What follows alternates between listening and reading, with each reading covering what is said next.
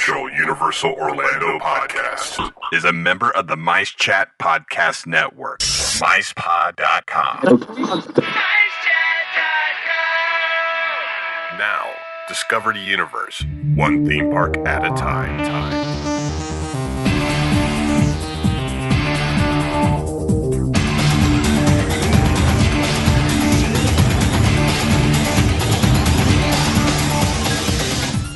Greetings, Universal fans. It's time for the unofficial Universal Orlando podcast, discovering more about the Universal Orlando Resort, as well as Universal Studios Hollywood, Japan, and Singapore.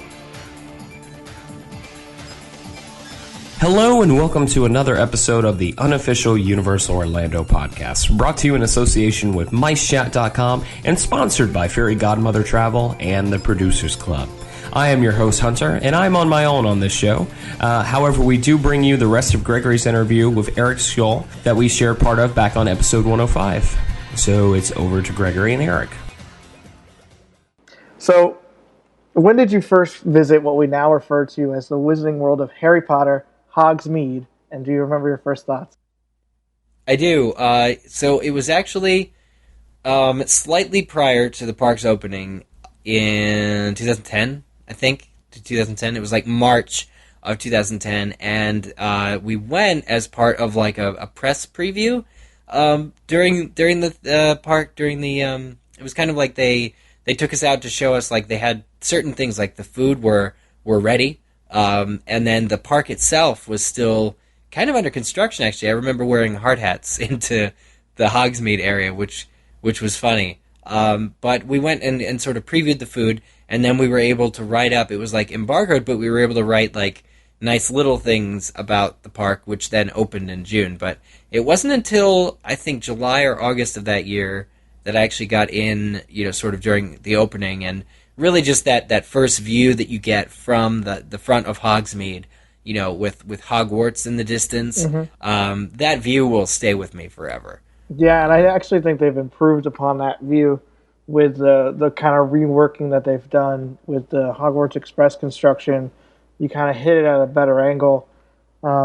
It's just that you'll never forget that first view into the streets with the snow.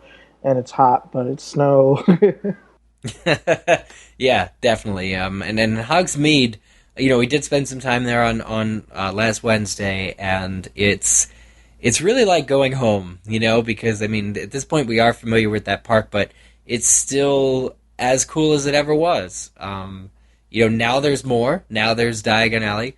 But really, I think, as you just mentioned, the express train, like having that leave off just outside that area of the park, really kind of cements it in as I've just gone to this place. Like, it's no longer just an island of Islands of Adventure. Like, it's just, this is my destination from the entire other park. I can get off right here and be right here and go and grab a butterbeer. And no offense to the other islands, but as far as the story goes, would I rather get off the Hogwarts Express and go to Forbidden Journey, or would I rather walk past Mythos? Yeah. Had you ever been to Universal Orlando before that press event, the Hard Hat Tour? Yeah, but that was my first time in Islands of Adventure. I went on a family vacation in 2002 maybe, and or it was 2001. It was 2001 or 2002, and in fact I think it was 2001. And what I remember from that trip, and Universal was fun because I got to ride the Back to the Future ride before that got, shut down. So I was particularly proud of that. I really enjoyed Terminator 2. I'm glad to see that ride is still apparently there and operational. I also remember actually a museum. This was before the Mummy ride. Right. They had a Mummy museum, and it was artifacts, it was props from the recent film, which at that point was The Mummy Returns. And they had the double-decker bus out front of, it was just kind of, I feel like it was nearby to where Terminator is. And they parked it out front, and it's the bus where the mummies come and attack them while they're on and driving through the streets of London. And it was just this really cool museum of, as I said, props from the film, And I really liked that film, and so I really enjoyed this museum, but it was the first time that it really connected with me that Universal, in terms of a theme park, actually could have stuff that was really in a movie. You know, it's like it made the connection between movies and theme parks for me in a way that Disney never had. Yeah, and they continue that to this day. Actually, in the Forbidden Journey queue, they've taken at first what was just a replica prop of the Defense Against the Dark Arts chalkboard.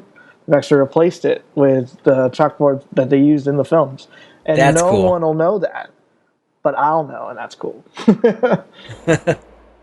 How much have you been following the construction of Diagon Alley? We were kind of talking about it a second ago with your 2012 trip. But, have you been, eyes to the pages of the internet daily, or have you just been kind of casual about it? I've been pretty casual. Like, MuggleNet would do sort of reports. They'd post photos. But if you've seen one photo of, like, the train not quite complete yet, then you've seen them all. So it's like, you're on the back lot or, like, behind the actual park, and there's just, like, tracks that are raised, and you're like, this looks like a monorail. Like, what's going on? So they're very... when the scaffolding came down, though, or when... sort of that first look at sort of the Muggle London facade or whatever from probably the other side of the bridge, like, that was pretty exciting. Like, those were the photos that I followed. But mostly I follow, like, photo updates, and then very occasionally I'd read things like, for instance, Helena Bonham Carter and Rupert Grint said they filmed scenes for the new rides. Like, that I read. But more or less I would say it's fairly casual, following. I love how they removed, like, construction walls but kept the wall that's there. It's like there's still a brick wall, but that's okay because it's in the books. Like, it's the book. It's the wall to the entrance to the thing. But I want to talk about that for a minute, because that first view, right, where you have to go around the brick, but there's that hole in the wall, and it's like the entrance and stuff like that. That's pretty cool. I'm not gonna lie. That's a really cool way of, again, further hiding the entrance from outsiders, but you do feel kind of like you're stepping into a new place, and you do feel like you're crossing a threshold. It's like, what's this? And then you hear the bricks first. You're like, oh. I can only imagine what it's like for somebody who's never read Harry Potter to step into that world. Yeah, I'd like to talk to your average mom as they step in and, like, what do you think? Yeah, but I actually, oh gosh, I'm embarrassed to say this. I took a selfie before I walked in, but it turned out okay, because as it turns out, so I was, like, up against the brick entrance or whatever, and it turns out that my phone actually got a picture, like, looking into, like, seeing Gringotts in the background. So I could kind of peek, like, in my own reflection, like, and see into the park before turning around and actually seeing it. So that was kind of cool. The photo kind of gave me, like, a preview, because I was excited. Like, I wanted to run in, but I was like, should probably take a photo first. You only get this moment one time. It's true. Let's do it right. So, but turning around, looking in, seeing Gringotts, seeing the Leaky Cauldron, seeing all these signs everywhere, left, right. All these shops, Quidditch supplies on your right, all these places just at you. I was really blown away by the level of detail. Yeah, they, before, when they officially announced it and they put the website up, they had, like, a virtual walkthrough, and I still got lost. like, that is what is so amazing to me. And I went in with friends, and I immediately was split up. I don't know where they went. I couldn't find them for, like, 20 minutes, but I was okay because I was in Diagon and I had a fishy green ale. So yeah. Oh, the fishy green ale. I wish I had tried that. I did I got the dragon scale ale. Well, adult beverages, they're very nice. Both of them are very nice. Okay. I'll have to get the other one next time. Yeah. Well, basically, like, we went into the park, and we got in at for the LeakyCon event in the evening. We got in at 5 p.m.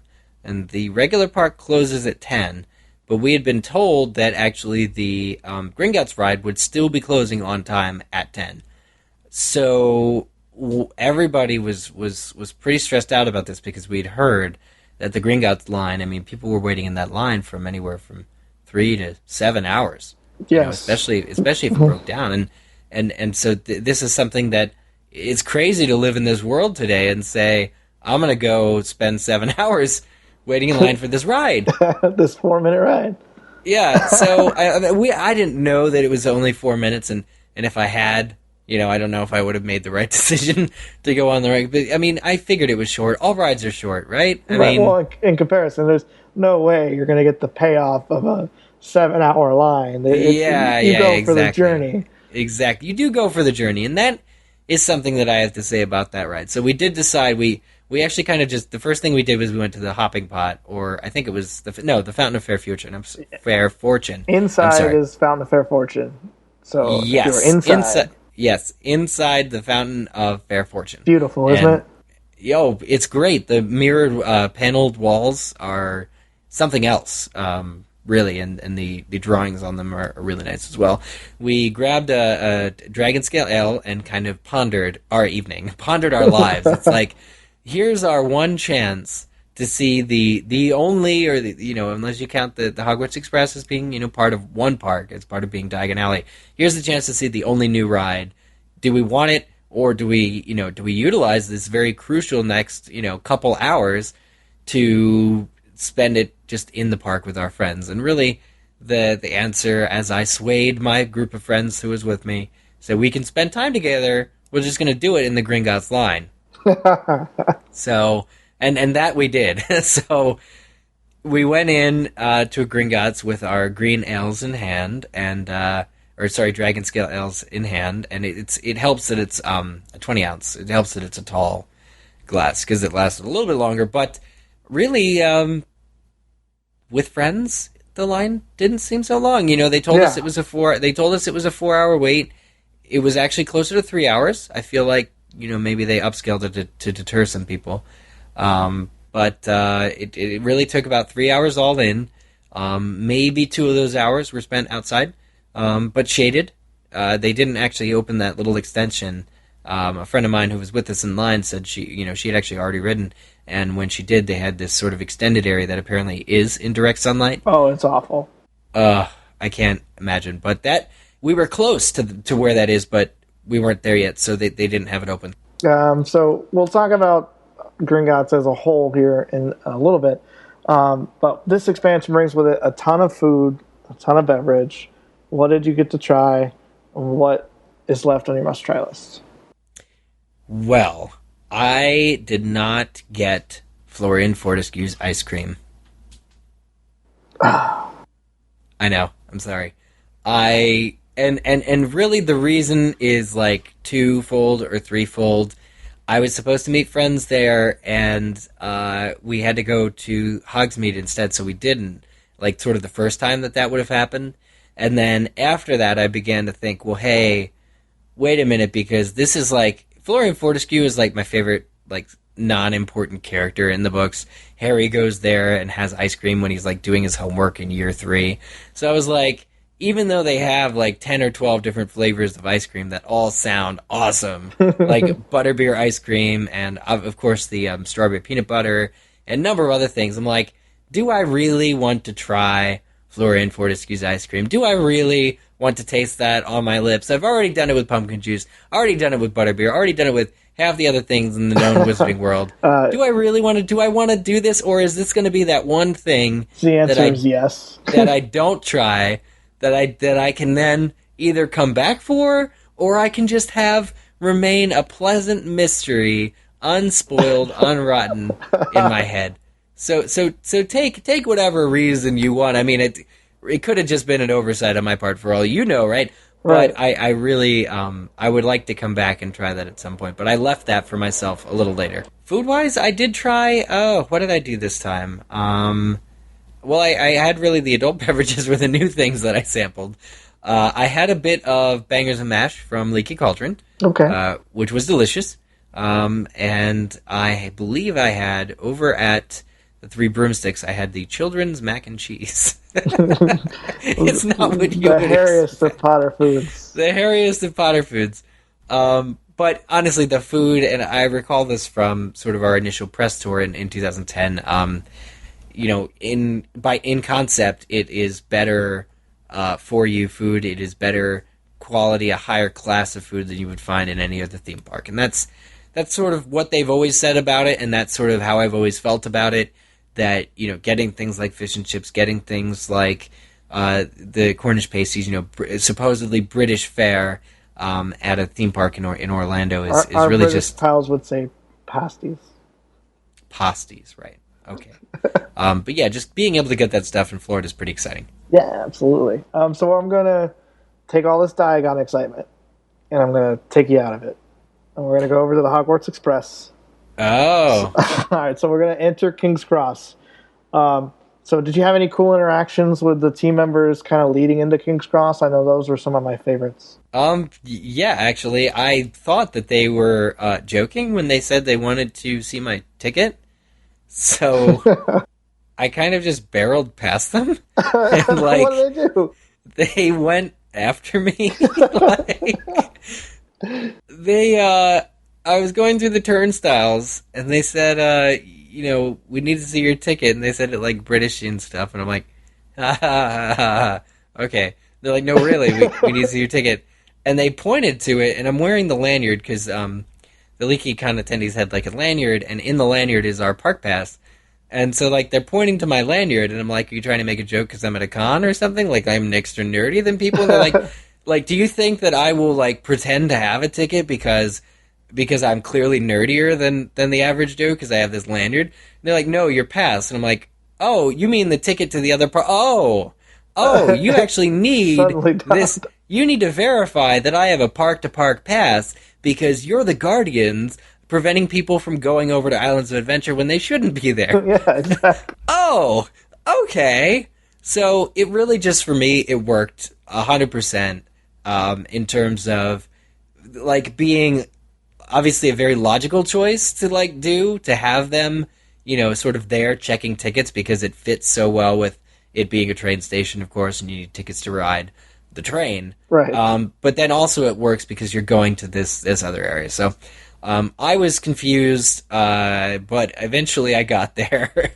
And on the way back from Hogsmeade, I bumped into one of the same guys again. Actually, literally bumped into, like, he was... You literally hit him? He was talking, he was talking to somebody else who was leaving the line, and I had just crossed the line into the area where I shouldn't be to take a picture in front of that magic poster, the one that says, "Make a Little Magic," which is directly from the film. Brilliant that exists there. But I had a really good photo taken against the poster, and so I was trying to get over to where my friends were. I guess we were walking around the corner and kind of out.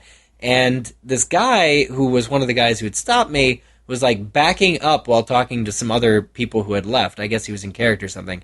And he backed like right into me, like stepped on my foot and everything. He steps on my foot, he turns around and he says, "You again." I said, "I swear I still have a ticket, sir." And I showed it to him and I said, "Look, I'm on my way out. This was great. You have a nice night." But yeah, he bumped into me, like, physically. Like, I was there's those lines, like, go on forever, so I, like, the railing, like, right when the railing stopped, I tried going over, and I ended up bumping into him again. So it was just, it was funny, of course, but it just, again, it makes sense that they'd be checking for tickets. I just didn't put two and two together, and I think part of that, speaks to how immersed I felt in the world. But, in King's Cross, you get the signs that say, they warn you about unattended baggage, all the signs that you would normally see or expect to see, travel, visit London, this sort of thing, in King's Cross Station. So I was very happy with the theming of that ride in particular. So what did you think when you actually got to the 9 3/4 effect? That's really cool. That's a really cool thing. And I would like to see sort of reports from the street as to how people are interacting with this thing, because you really almost need a buddy. Like, you need somebody to stand back by the luggage where you get the view of your friend crossing the platform for a photo or a video.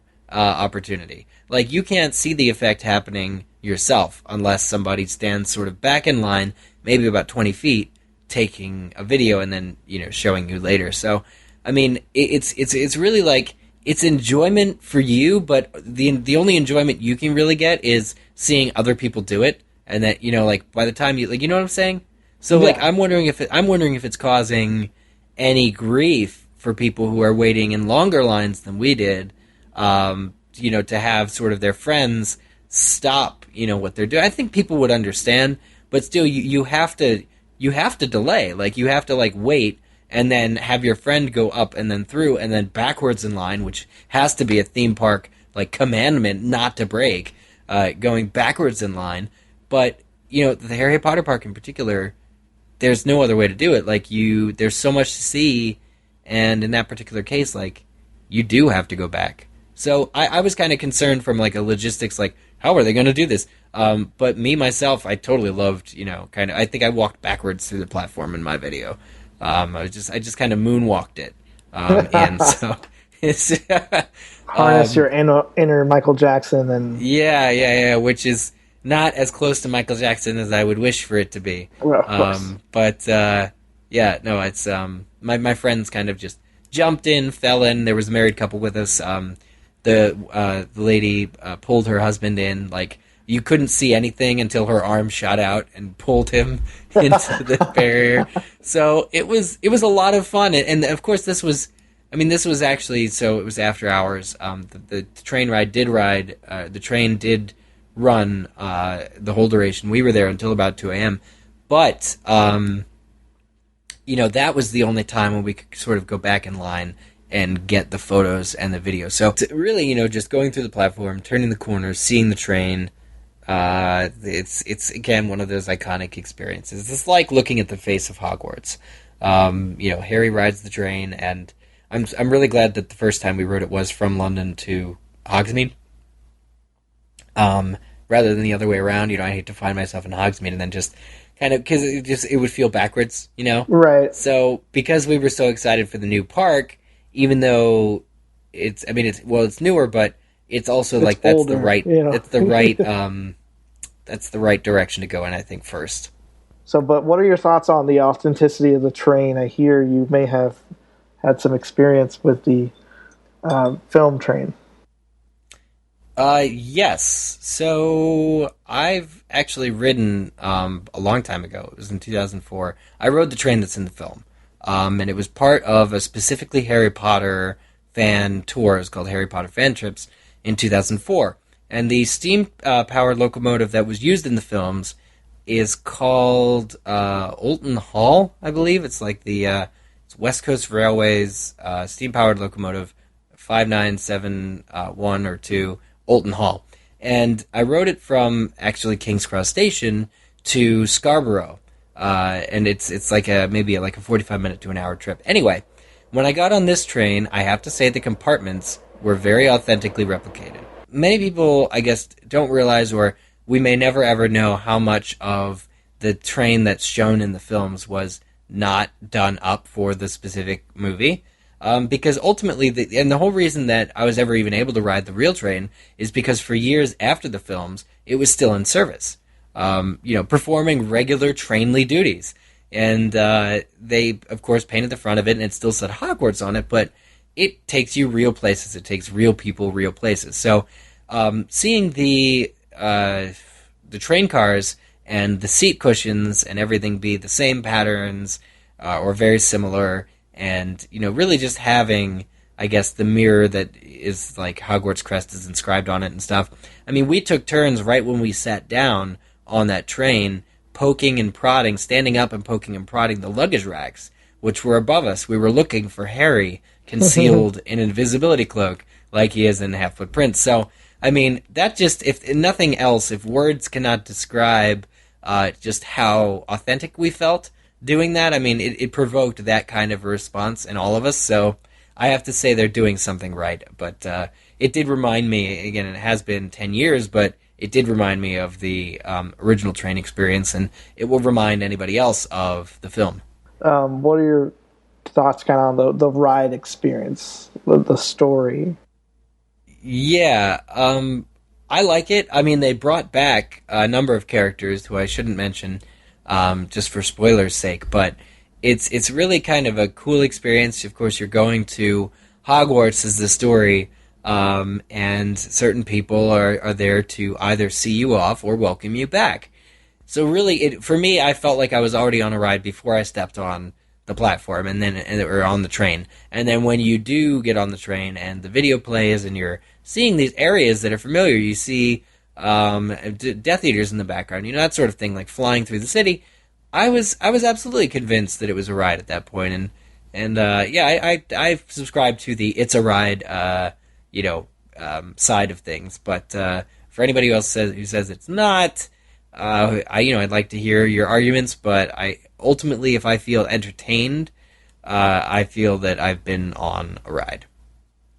Agreed. So I was pleased with it, and just knowing that there's stuff happening to the left of you or the right of you out the window, but then there's also stuff happening in the hallways, was a really cool sort of a double experience, I guess. It just felt like you were really riding a train. And that said, if I just have one complaint about the new Harry Potter park, the voice actress who they got to voice Hermione did not sound even a little bit like Emma Watson, and it was very, very clear that Emma Watson said no to performing for this ride. I feel as though they got this person to do lines, and we're like, of course, we'll get Emma Watson. She'll say yes. I mean, why wouldn't she? It's just a few lines of dialogue. But then it got to July, and they're like, well, I guess we got to open with this because we don't have anything else. Look, it's really bad. The dialogue isn't bad. The voice actress just isn't what we would expect. And if we don't see Hermione, we don't see not on this ride anyway. We're not but we also don't have that instant connection that you would. Rupert Grint is there, and his voice is there when Harry, Ron, and Hermione walk by in the down the hallway.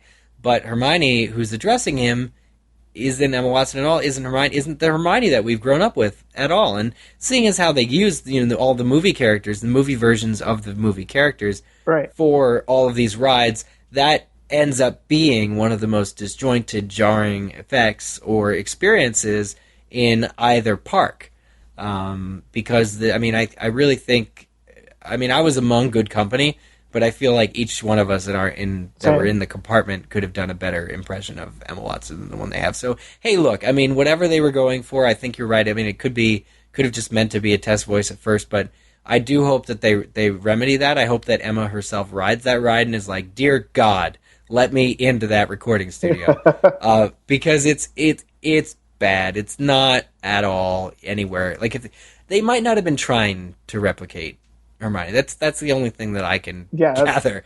It's clear from the dialogue that it's meant to be Hermione, but she just doesn't sound like her. And I loved stepping out onto Hogsmeade Station and seeing, and it was night, it was dark, and seeing that it was outdoors. It's an outdoor platform, just like it is in the books and the movie, and so I was just thought they did this right, and as usual, the level of detail in Universal's park stands out. So we've kind of walked through. Now we're getting off in Hogsmeade, and you're getting off in Hogsmeade, and Hagrid, if you listen closely, calls for the first years. You're a first year student, and you're going to get sorted. What house do you get sorted in? Oh, okay. I think it would probably be. So when I first, when I read the books and when it came time, because I have school robes, and so I actually got them for the Harry Potter fan trips in 2004, and then I got Gryffindor. Anyway, long story short, I got Gryffindor because I felt that was the house to be in, right? Harry, Ron, and Hermione are there, all this, that, the other thing. So when Pottermore came out, much more recently, I was sorted into Hufflepuff. and it was only after I read the welcome letter into House Hufflepuff that I said, you know what, these traits kind of, I mean, I'm okay with them. I'm okay with being a Hufflepuff based on what this letter written by J.K. Rowling says. And J.K. Rowling has always talked about Hufflepuff the least. They rarely, if at all, appear in the Harry Potter series. There's just a few characters ever who are Hufflepuffs, and one of them died. So it's I felt relieved. I guess it's kind of like I'm a Hufflepuff now that I'm older too. I'm a lot more, I wouldn't say complacent than I used to be, but I'm just more patient and this, that, the other thing than when I first had to go get Harry Potter reps. So I don't know if I'm a first year, but I can be a first year now. I'm a Hufflepuff. So okay, so you're not 11. Yeah. But if I were 11, I'd probably try and be a Gryffindor. Right. We will take a quick break to hear from our sponsor, and then I will hand you off to Tracy to introduce the rest of the show.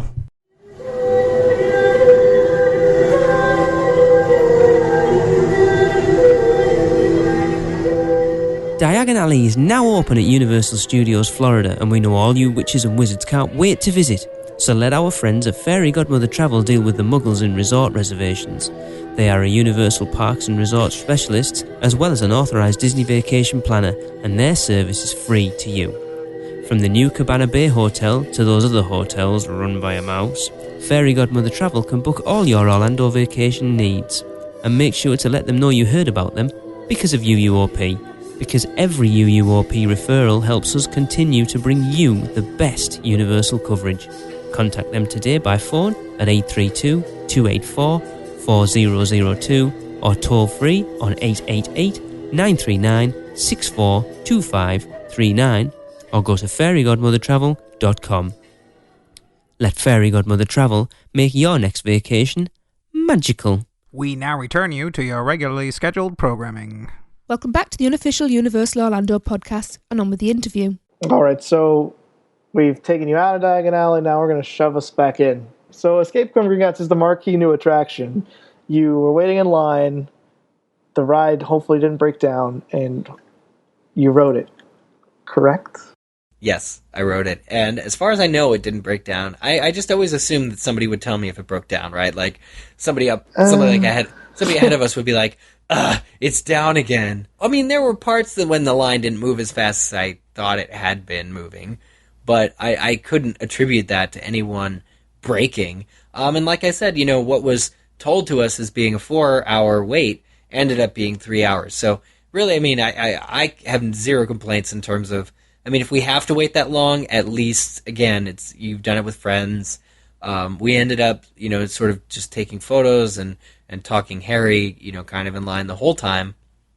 And once you get into the bank, the theme takes it away. The theming and the art and the goblins themselves really just distract you to wait the other, however long it is, hour or two on the inside.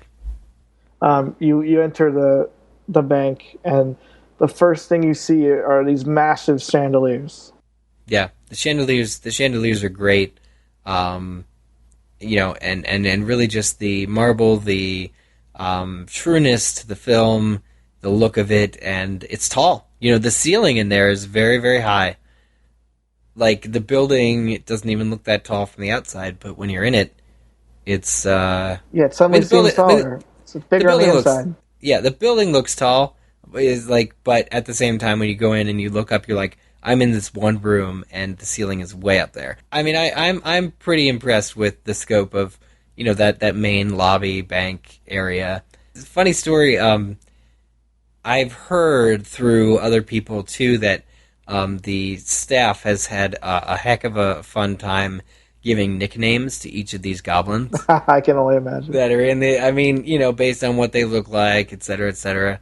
And I also heard that one of them is named Tommy Lee Jones. So my whole thing was to go through and look at each of these goblins in the face and try and figure out which one was Tommy Lee Jones. And so in the order of the queue, I'm pretty sure he's the second to last goblin you see. But I couldn't be sure about that. I haven't verified it with the powers that be. But it's funny to think of... all the intended things they want you to see and do in here, and then they go accidentally make a goblin that looks just like Tommy Lee Jones. And it's just like, oh, that's funny, or is it offensive? And you just like, would Tommy be offended if he knew? So it's pretty offended. I mean, it's pretty funny. So we're going through the queue, and then the next part after like kind of a little ramp is the security badge photos. Did you get your photo taken? Yeah. In fact, it's funny because the people who were just in front of us tried to break the record for how many people had taken a photo in that photo. So they have a photo with like 28 to 25 people in it. I don't know how they ever like said yes. Of course they bought it. So I'll actually link you to it as soon as it gets its way online. But it was just me and my 3 friends who were there and in line, and we got a photo. And I was told to get by one of my friends who had written already that there was no on-ride photograph, but instead they take your picture in the queue. And so I said, whatever, this is cool. But that area was really the only area we really rushed through, and they had things like the Daily Prophet, like on the left-hand side as you're walking down, and the pictures are moving. Right. And I was thinking, this is wonderful. Like, it's just kind of like you're going past, I guess, some of the goblins have offices down there. Their names are on the door and stuff. And I really just didn't spend as much time in that particular corridor that I would have wanted to. Also, I mean, one of the things about the Gringotts queue is you can, or at least we could, step out and go. There's actually a drink kiosk or drink stall at the beginning of the line, and they were allowing us to go out of line and buy a drink and then return to our spot. This was without a ticket. I mean, this was just sort of while in line, like the honor system. Like, you wouldn't just stand in front of a complete stranger just to get a shorter place in line. But they were letting us do that, and so that I found to be necessary. Like, but with buddies, if you can talk to somebody in the line, even make friends with the stranger, because it will make the time go faster. 4 hours or even 3 is a long time to wait in line, but it really did, with our friends, it really went by fast. It really, really did. You talk about talking to strangers in line, and the great thing about a switchback system is that you'll see people, and then you won't see them for a little bit, and you'll see them again, so you can kind of catch up on their story. Yeah. There was someone next to me who actually canceled his flight to stay in line. Oh, jeez, what? The worst part is it's a tragic story. Is that we didn't end up riding that day. Oh no! Because they shut it down for the night, and it was because it broke and it wasn't coming back up on opening day, and we had waited 6.5 hours, and we were at the end. Oh dear Lord! And they did kick us out. So I mean, it was funny at that point, and then tragic when you get to the end and you realize that this guy probably didn't ride because I think that was his last day. Wow. Yeah. Just wow. Somebody get this man a butterbeer. Yeah, I wish I had his contact info. So the story kind of starts. I mean, there's still story you're going to get your security badge, but the bulk of the story kind of starts when you enter Bill Weasley's office. I love this place. I love this office. It's my favorite part of the Gringotts ride besides Gringotts. Well, that's easy to say because it's like the only part of the ride that's actually like entertainment besides Gringotts. But, I took one look at Bill Weasley's office at the couch that's there, and I said, man, this is where Bill Weasley schmoozes all the executives, all the highest, what's the word, clients of the bank. It's such a couch for executives to sit on, and it's just in the front of this very massive office, and seeing, of course, Bill coming out, and interacting with the other goblin who's there, and kind of just talking to him. I'm thinking, man, this is wonderful. This is a wonderful way to start out the real story experience of the ride with the actor Donald Gleason reprising his role as Bill Weasley. The next kind of room, there's a waiting room for the elevators, but the elevators themselves are like a mini attraction. Yeah, I like the elevator. People who were riding just in front of us were like, after they got off, they're like, oh, there's more line. It's like, you know, because it's like a mini distraction from the fact that you've been waiting in line for 3 hours. It's like, let's take this really cool elevator, have things like break, and you nearly like, people felt like it was going to turn into Tower of Terror all of a sudden where you're like falling. But it's a pretty smooth ride, except that you can look up and see yourself lowering, so it's totally cool.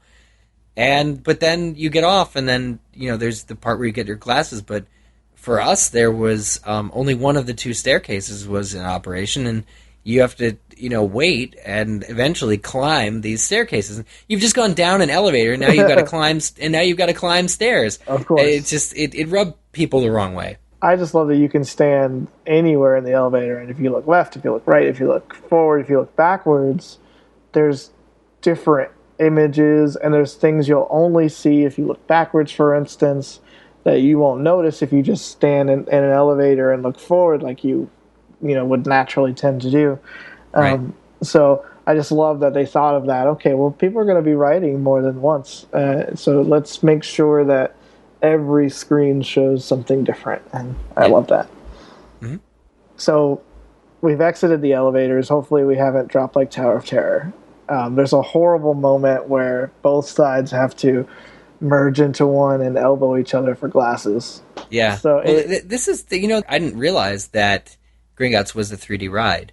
So I was told one. maybe minutes before we saw the glasses, and I was thinking, oh, this adds a dimension that I was not expecting to the ride. So, yeah, I mean, we picked up our glasses and we're like, okay, let's do this 3D ride. But it was very interesting. So you get on the ride, and this is kind of a little less thrilling than maybe you would think going into a coaster. I mean, when you see the sequence in the final film, you think, oh my goodness, this is going to be a very scary ride. It turns out not to be. But you know, kind of, what are your thoughts on the ride itself? So I had heard somewhere before riding that the ride was tamer than Forbidden Journey. That was the word that was used. Was it's more tame than Forbidden Journey. And I was thinking, you know, way back to when we first heard of a Harry Potter theme park, the first thing on nearly everyone's mind was Gringotts coaster. Have to do it. You know, you just expect the ride makes itself. The book has written this crazy minecart experience into even the first Harry Potter book. So it's like, this is the ride that has been foretold to us from since 1997. This ride has had a right to exist. And so you get into this ride, and it's not as, you know, shaky or terrifying as even Dueling Dragons or anything like, even Forbidden Journey. And you're thinking, well, okay. But at the same time, the story is, I would say, above par, and certainly above my expectations, given the format. You know, it's hard to compete with for even Forbidden Journey, because Forbidden Journey has a lot of those practical creatures that are right in front of you, and really, if you were just taller by like a foot, you could touch half of them. You know, it's like there's something real and tangible because it exists right in front of you. To then kind of go backwards, which they did. I mean, in my mind, they've actually gone back in time a little bit to the 3D or sort of 4D experience technologies. Like, I'm thinking specifically of Spider-Man in Islands of Adventure, where it's the same thing. You get glasses, and then that provides a lot of the in-your-face stuff. But in Forbidden Journey, they're actually in your face. So for me, it felt like a step backwards in a way. You know what? Let's talk about the glasses, because I actually and to say it was a step backward, it was not a criticism necessarily. What I want to talk about, though, was that the glasses themselves limit your periphery vision. In fact, they completely block your periphery vision because the lens is in front, like, it's just cut off. Like, you can only see straight ahead. And this is the issue that I had while riding the ride, because very early on, right before, I guess, the big drop, you would call it, Bill Weasley's in front of you. Yeah, the first drop. Bill Weasley's in front of you, and the goblin he's with is as well. And up on the right, from on a ledge to like the upper right of where your car is comes Bellatrix, and she casts a spell that causes you to fall. Well, I didn't see her because she's like up and to the right. And I was in the front. I mean, I was in the front row, and as I was recommended to be by friends, because there were people who sat in the back and said, we couldn't see certain things, or we couldn't see. So I says, well, okay, we're going to request the front row. So we went in the front row, but I didn't see Bellatrix for half of her speech. I mean, she started talking, and I'm like, where is this coming from? And I had to jerk my head up and to the right because, again, peripheral vision shut off. So it was actually a struggle for me, Greg, to see, what was going on as a direct result of these glasses. And it was only in that moment. The rest of the ride is totally awesome.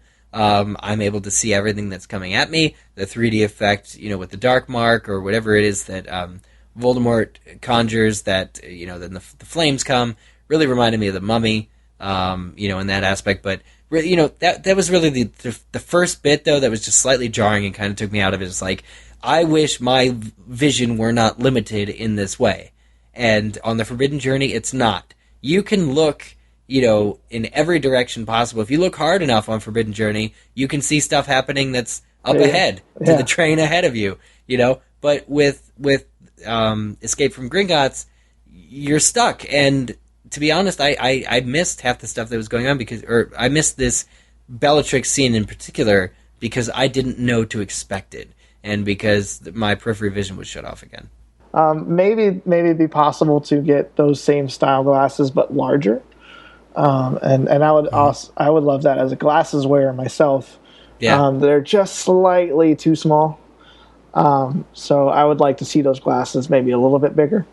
And that would definitely increase the visibility in that first scene. Sure. So you mentioned the lines. It's really only the line. I mean, when you came in 2010, or my first visit was 2011 because I was away in the military. And, it was awful. Yeah, I mean, oh gosh, yes. I mean, you couldn't get into Hogsmeade, let alone Forbidden Journey. Yes, there were people, even with like season passes or season tickets, and they were having to wait in a 5-hour line or a 7-hour line that stretched around Islands of Adventure. Not stretching around the Hogsmeade Park, stretching around Islands of Adventure, the body of water that's in the center. A line around there through Jurassic Park, all the way past like Seuss Landing, of people just trying to get into the Hogwarts Hogsmeade area. I mean, then you have 4-hour lines for Ollivanders, probably another 4 or 5 for Forbidden Journey, and who knows how long a wait time for the 3 broomsticks. Yeah, it's quite a contrast to any experience I've had with Diagon Alley, where there's been almost no wait except for kind of opening week to get into the actual Diagon Alley proper. I've been through Ollivanders multiple times, whereas I honestly never went through it in Hogsmeade because it's outside line and I know hours, and right? I waited maybe 2 minutes, 3 minutes, and I got the full show that I would have gotten in Hogsmeade. That's the way to do it. I think the longest I've waited, other than of course Gringotts, is Florian Fortescue's. Wow. Yeah. I mean, there was a bit of a line in there when I was there, but that wasn't why I didn't eat the ice cream. I ate the ice cream because I dropped the ball. Or I didn't eat the ice cream because I dropped the ball. But yeah, I mean, like you're saying too, like Diagon Alley, here's the interesting thing. I think it's very cleverly wider than it is in the movie or the books. It's like twice as wide as what you would really think, but because the storefronts lean in, it still feels sort of enclosed. It still feels cozy and cramped in a way. I mean, if you took the books and movies, you would have had one straight shot to Gringotts, and you would have had a side street to Nocturne. Mm-hmm. And that would have been horrible for crowd control. Oh, yeah, very much, because it all would have been, like, monodirectional, like, again, just, like, sort of one thing. No, I like how it's adapted, and, I mean, we joked at first, too. It's like, well, what are they building the new Harry Potter park? Oh, it's Diagon Alley. I'm like, oh, more shopping. But it's like, the way it's laid out, it is a fun area to be in. Yeah. And believe it or not, like, I mean, all these signs and stuff, like, they do lead into shops where you can buy stuff, but I'm telling you, they look good. And there was something about the art of the films, as well, about the way things are written, about the way things, that you can't help but feel like it's different and special and magical. And so, seeing the level of detail, I was walking by, I must have walked down this corridor like 4 or 5 times in the evening, and it was between Carpet Market and pretty much the front doors of the Leaky Cauldron. And I was walking by, and I happened to stand, and to the right, I was looking through the glass, and there were stewed eels. Or like eels, that the heads of the eels were sticking out of a pie, and then next to that were these like slimy eels that were on a scale or something, or like bags of eels, and it was this shop window advertising eels, and I was thinking, this is the most disgusting thing ever in the world, but I like it. It's like, this is the most random thing you could possibly, but it's like, this is the magical wizarding world. There's a value placed on eels, and I could get them if only this shop weren't a facade, and I'm have to say that there are precious few shops that aren't facades. I mean, you can go in pretty much every single thing, I think, in Diagon Alley. So, I mean, I walked right past Madame Malkin's, but I mean, I'm told that is a real place. Yeah, yeah, a real place. So it's pretty exciting. I mean, it's definitely so much there to see, even in terms of shops. Look, I went in and out and didn't buy anything, and I'm so proud of that. I bought food, but in terms of goodies and stuff, I was just happy to admire them. We've kind of taken a long sidetrack, but sorry. Gringotts, you've finished it. We're going to place it on the shelf next to Forbidden Journey. Which one takes the crown? It's tough. But I thought about that while I was getting off the ride, and I thought, you know what, that was a lot of fun. And once the line goes down, it'll be a lot better. But I think Gringotts. Believe it or not, Gringotts only slightly, and I think one of the main reasons is Forbidden Journey still feels like a big hodgepodge to me of sort of all the stuff that exists. Like, oh, here's Dementors. Oh, here's a dragon. Oh, here's this, that, the other thing. So that to me is kind of disjointed and doesn't make for as good a story as Gringotts, which seems like it has a more streamlined, straightforward thing to it, where you're at the bank, to set up an account. And then, sort of Bellatrix is there, and there's other issues. It just seems like a slightly tighter, a slightly more cohesive story. And so, for that reason, if not any other reason, I would actually put Gringotts slightly above Forbidden Journey. So, happily, they outdid themselves. I would agree. I love Gringotts, and one of the main reasons, like you mentioned, is story. It's fluid. The queue is set up better to tell the story. When you were talking about Forbidden Journey earlier, you'd picked up on that the founders are there, and that there's a dragon on the loose, and that Dumbledore is letting Muggles in.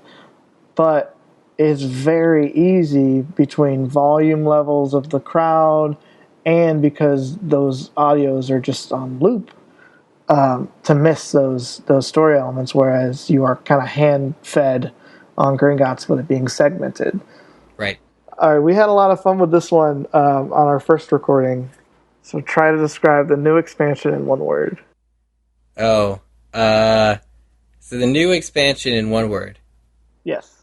Expansive? Okay. Can't repackage the question. Oh, well, I repackaged the answer. I think I answered that the first time. Well, it's like the same square footage as Hogsmeade, I think, is what I heard somewhere. But right. The difference is you don't have to, you can't walk underneath Dueling Dragons. So correct. There's totally, so even though it might be the same square footage, there's a lot more room to walk, and for that reason I call it expensive. Okay. Well, I would say that it's massive. That works. I'm glad we both stayed away from magical. Yeah. It's so magical, man. So magical. Of course it is. I mean, yeah, you could use all those cliche words, but they would work. But we try to choose our words more carefully, I guess. Okay, so we'll move on to the last question. Yep. Butterbeer. Butterbeer. You have not had warm, and you have not had ice cream, so it makes it quite simple. Cold or frozen. I gotta go with cold. Frozen butterbeer I think is sweeter and tastes maybe even better than cold, but cold is that first butterbeer that we tried, and you'll never forget your first butterbeer. You still get butterbeer mustaches. Something about the way that the drink and the fizz, the foam, kind of stay separate from each other throughout the whole drink, and that you kind of want the foam more than you want the drink, but the drink is still good.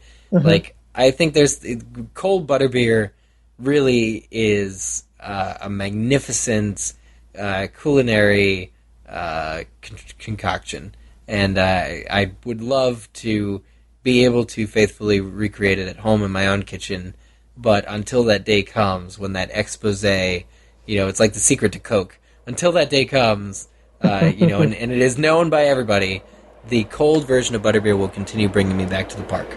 That's lovely. So another for Team Cold. All right, so that's going to just about do it for this interview.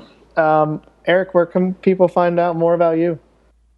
So you can listen to the Harry Potter podcast Alohomora, where we are currently going through all of the Harry Potter books. We do like a global reread, and we're currently in book 5, and we do a chapter a week. So that's exciting. And if you are a Game of Thrones fan, you can follow Game of Owns, which is my Game of Thrones podcast. And on Twitter is really the easiest way to find me personally. You can find me at SPIELERMAN. That's Spielerman on Twitter. It's been a pleasure. For the Unofficial Universal Orlando podcast, this has been not on location.